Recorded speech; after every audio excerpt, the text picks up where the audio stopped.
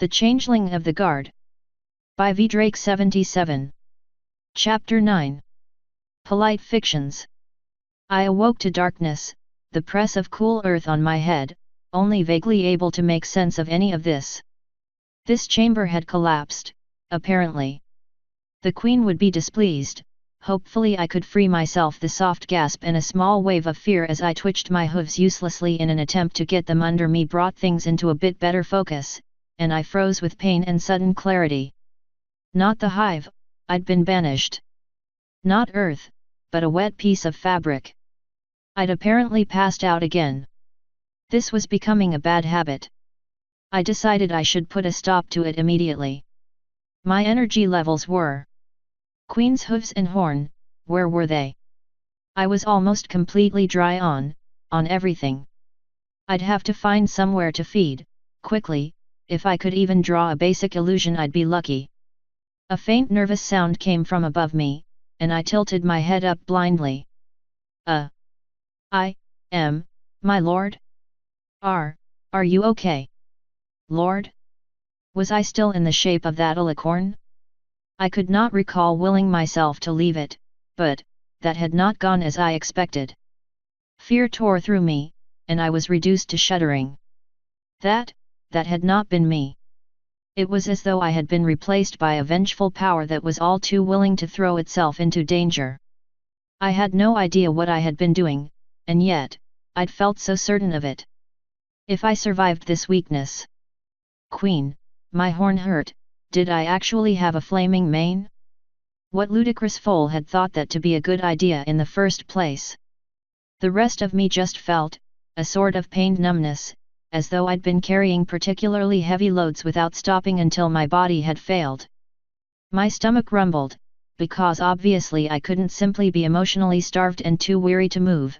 The very concept of chewing food had to feel like an insurmountable challenge. Something bumped into my face and a drop of water splashed onto my muzzle. The piece of fabric was lifted from my eyes, and I got a glimpse of my captor. It was the Pegasus from before. Her coat was a yellowish-orange, almost golden, with a mane of a very light green. She startled as my vision focused on her, and murmured in a voice almost too quiet to hear. Would you like a drink? I've been giving you water for the past 3 days, and there's soup." She tilted the misshapen bowl, one of my own, towards me, showing me the fluid within. I tried to speak, failed, and could only nod my head with the most pathetic of motions. I was able to hold my jaw open as she poured the deliciously cool water in, letting me drink it with greedy, shameful little slurps until the bowl was empty. Odd that the poorly formed edge had served a purpose. I would keep the little spout in mind for further endeavors. She brought me another until I felt a modicum of strength returning and was able to request food in a monosyllabic breath. The soup was little more than broth, chunks of soggy bread and some small soft bits in it that I was easily able to make manageable without chewing. It was the single most wonderful meal that I can recall having since leaving the hive. It was hot, it was nourishing, and it was actually quite good besides. I managed 2 more bowls of that, feeling the warmth flow through me and slowly restoring feeling to my limbs, a mixed blessing to be sure. There were ponies who did that routinely. I hurt. I was reasonably certain I had slammed my own body into the manticores, and that seemed exceptionally stupid in hindsight. I'm sorry if that's not what you're used to, Your Majesty. Sir. I didn't know if you could eat anything else, and all I had was some rice and some of the food someone had been keeping in this little cave. So there went my food storage, apparently. What was this pony going on about? Perhaps I was weaker than I realized. I cleared my throat, swallowing the very last of offered soup with some remorse. What happened? Is the manticore gone? The mare nodded slowly, hobbling over to a pot over a small fire at the edge of the newly expanded mouth of my cavern. I noted, and stirred it quickly, mumbling something about potatoes burning under her breath and getting it together. She'd wrapped more of the fabric around herself, bandaging one wing and covering several places where the manticore's claws had apparently scoured her coat. Yes, sir. You, Chased it off. It was trying to make a show of dominance at you, and then you slammed it into the wall. Before you chased it off, it started to show submission, and you took an appropriately aggressive stance. I'm pretty sure it recognizes this as your territory now. My stare must have seemed appropriately stoic, or perhaps baffled, because she continued in a rush. They do dominance shows, they're not like big cats exactly, they'll try to scare them off first. That was a male from further south, it was trying to claim new territory. It's been stalking another pride for a few weeks now, maybe this will make it think twice. I continued to stare at her. I'm an entomologist. In training. On grant from CSGU? I've been studying them for, 2 or 3 months now. Studying them up close, I mean, I've been researching them for years. Why, was it, chasing you? A faint, almost manic giggle escaped her. Well, when they start dominance shows, they sometimes start by killing a cub of the current alpha. It proves the old alpha can't protect their pride. The others stand down sometimes, let the alpha sort it out. Only this one wouldn't stay to fight when the alpha challenged him, he'd run away, he's a little on the smallish side. Well, it would come back, kill another cub, get chased off again and again and again. It's tried to pick fights with 3 other prides, and it just kept killing their cubs, and it started to get a little disturbing, and it was very hard to study the lives of the prides with a rogue male killing cubs wantonly, which is not something they typically do, so, I decided to spray it with some manticore repellent I've been working on. Here she flushed, becoming embarrassed but not ashamed. It was killing all the cubs, I'd already assigned them all names, and there are only 2 left between all 3 prides, and he started going after Skippy and Hops and I just couldn't let him, so I flew down and dropped the repellent on him. Only, it didn't really work. Skippy and Hops freaked out and ran, but he started tearing up the bag and everything around it and, well, then he followed the scent back to me.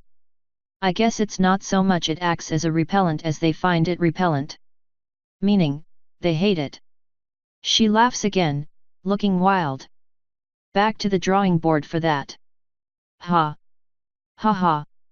She swallows noisily, looking distinctly ill. He would have killed me. It was actually going to kill me. Here she went silent, staring at nothing, though her mouth moved slightly. I stared at her.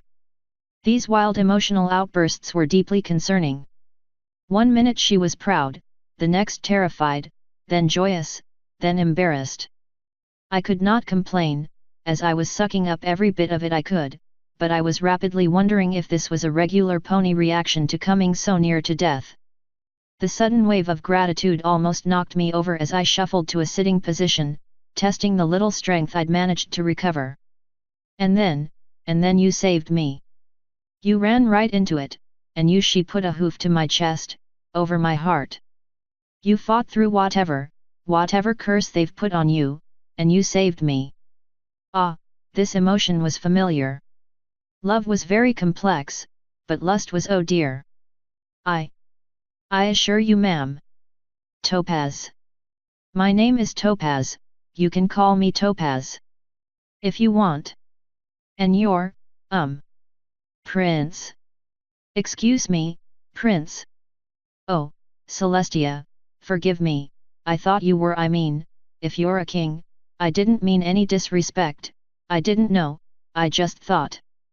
I don't know what your title is. She gave a desperate little laugh, concern racing through her. With this enchantment or curse or whatever it is, it's hard to tell, but... Wait, stop. I raised a hoof. I cannot follow this conversation. I am perplexed, and I do not like it. She took a few steps backward, away from me. Oh, well, I'm sure someone of your stature has had this sort of thing happen to you plenty of times. Being, royalty and having to deal with us regular pony folk. She licked her lips, eyes darting about. I stared. Was this mare mad? What would make you think that I am royalty? This was not appropriate. This was not appropriate at all. I was a drone. Drones do not become royalty, they do not let others mistake them for royalty, only the queen is royalty, the queen leads. Now it was her turn to stare, apparently. Why you're an alicorn, of course you're royalty, sir. I gestured at my grey chitin, at my blue eyes, the holes in my legs and horn, trying and failing to come up with proper words to express my confusion at her logical leaps. She placed her hoof against my chest again, sorrow radiating off of her. I don't know who placed this sort of wicked enchantment on you, but I swear I'll do everything in my power to help you lift it. Wicked enchantment? Who would do such a thing? Why would any pony do such a thing? Well, yes.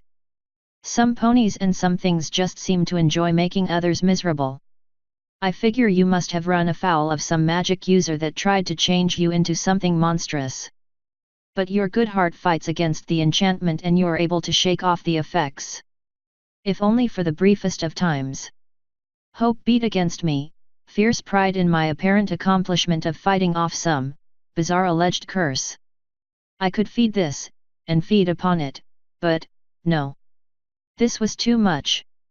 And I would require assistance to fully recover. And pretending to be royalty for more than a moment, let alone trying to be an alicorn again, frightened me. I am terribly sorry. Truly I am, but this is not so. Her voice became small, frightened, like that of a lost hatchling. What? My lord, maybe it's my turn to be perplexed. I am under no curse to my knowledge. The alicorn you saw was a lie. A falsehood, something I wore as protection.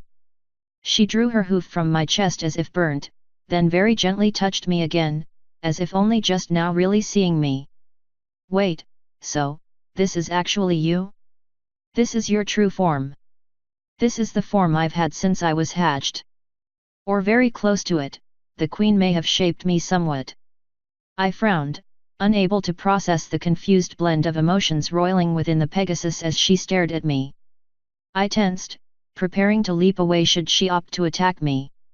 This is amazing. She bounced away, then trotted around me in a small circle. You're built like a pony, but with insect features. I've done a brief study of breezies, but they're mostly just tiny ponies with antennae and soft wings. You're more like an insect built to look like a pony instead of a pony shaped to be more like an insect. I've never seen anything like you. My confusion only grew. You have been bringing me water. You have therefore seen me for at least 3 days now. Hey, I guess that's true. I've just been thinking of you as an alicorn under a curse. So you're not? That's fascinating. I'd have sworn you were until I was blue in the face. She darted in close, peering into my eyes. Do you see one image or multiple? I can't really tell if you have compound eyes, it looks as though you have a pupil under some sort of shell. So you weren't actually an alicorn, it was an illusion. She went back to circling, and I began to feel something like prey. Well, no. I believe I actually took the shape. It was intended to be false. I do not think I can do it again even if I willed it. I actually do not think I dare try. Hey, you said hatched. What are you? Ooh, Equus tabanita has a really nice ring to it. I am an excavation drone. I dig holes. Topaz stopped circling, giving me a hard look, then a little giggle and a half smile. You're a little absolute, aren't you? What I meant was, what species are you? I tilted my head, mimicking her gesture out of habit. We are called changelings. I would actually think you would have heard of us. Oh, those are a myth. Oh. Those aren't a myth. See, correct me if I'm wrong, but I thought they ate ponies. And they're not really supposed to be insects, they're fey ponies. What? No. That is disgusting. And it was. I couldn't imagine eating a pony. Well, perhaps if it was already dead. And I was starving. Which made me think that I would very much enjoy more broth. I do not know what a fae is. You know, a fairy pony look, it's apparently wrong. She coughed. I've been feeding you potatoes and soup and onions, and that all seems to be working just fine, so obviously you eat what ponies eat, which shows how little ponies actually know. I also supplement my diet with other insects. Smaller ones. And snakes. Other things. So that's not a smelly rope in the corner. That was to be lunch before you arrived. I watched her turn green, and noted that this was far more interesting than attempting to hide my nature from all ponies had been. I was concerned that I had made a poor choice. There was now a pony who knew my secret, but then I required immediate assistance and she had provided it. I noticed that she'd placed the queen's crystals in a circle around me while I slept, and that their glow had faded almost completely. I prodded one with a hoof, and she looked from me to it and back. Something came out of it. I pulled you up in here in case the manticore came back, and they all started shining more brightly on the sides facing you, so I thought you needed them for something. The side facing myself. I thought on this. It would have been difficult for me to notice that, if true. Perhaps they had been some sort of healing crystal for our kind? Energy storage? I would toy with them, restore that shine perhaps. If that was their purpose, it would serve me well. Her hoof prodded my flank. I spun, startled. Oh, sorry. No cutie mark. And you do seem to have an exoskeleton, but there's a bit of give to it. Not exactly a shell, more like a tough hide. Not bad at all. This is pleasing to you. I was not sure I understood this pony in the least. Her emotions, perhaps, but her attitudes and motivations were confusing me. As I understood, most ponies reacted to the sight of a changeling with fear and revulsion. Are you kidding me? I'm majoring in entomology. I stared at her. The study of bugs. I stared more. You're a big insect pony. You're the most fascinating thing I've found since the multi-headed millipedes. You have to let me study you, you're like a walking talking source of wonder.